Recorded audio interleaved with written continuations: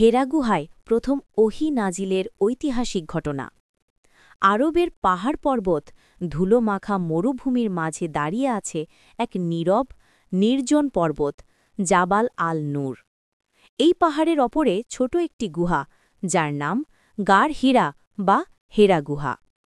এখানেই মানব ইতিহাসের সবচেয়ে অলৌকিক এবং গুরুত্বপূর্ণ ঘটনা ঘটে, প্রথম ওহী নাজিল।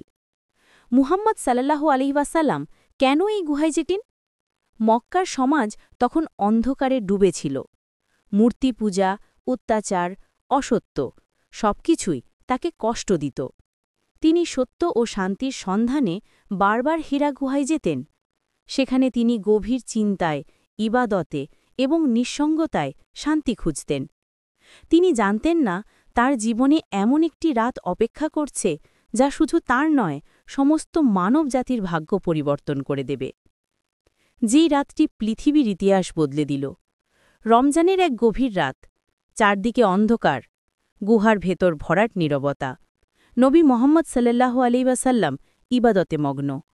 হঠাৎ তিনি অনুভব করলেন গুহায় কেউ এসেছে। গুহাটি আলোয় ভরে উঠল।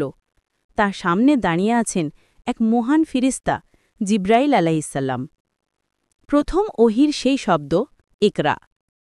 ফিরিস্তা জিব্রাইল আলাইহিসসালাম বললেন, ইকরা, পড়ো। তিনি বিনীতভাবে বললেন, আমি পড়তে জানি না।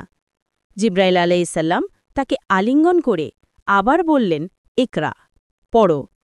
তৃতীয়বার চেপে ধরে যখন বললেন, ইকরা বিস্মি রব্বিকাল্লাযী খালাক, তখন মুহাম্মদ সাল্লাল্লাহু আলাইহি ওয়াসাল্লামের হৃদয়ে নাজিল হল প্রথম ওহী।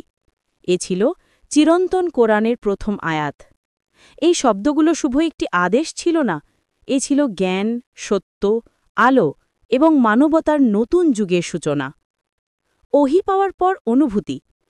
এই অভিজ্ঞতায় তিনি ভীত হয়ে পড়েন, দ্রুত গুহা থেকে নেমে আসেন। মক্কার পথে তার শরীর কাঁপছিল।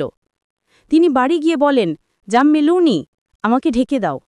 হজরত খাদিজা রাদিয়াল্লাহু তাআলা আনহা তাকে সান্ত্বনা দেন। তিনি বলেন, আপনাকে আল্লাহ কখনো অপমান করবেন না। আপনি সত্যবাদী, দানশীল, মানুষের পাশে থাকেন। পরে তিনি ওয়ারাকা ইবনে নৌফিলের কাছে যান। ওয়ারাকা বলেন, এই সেই ফিরিস্তা যা মুসা কাছে আসত। আপনি এই উম্মতের নবী।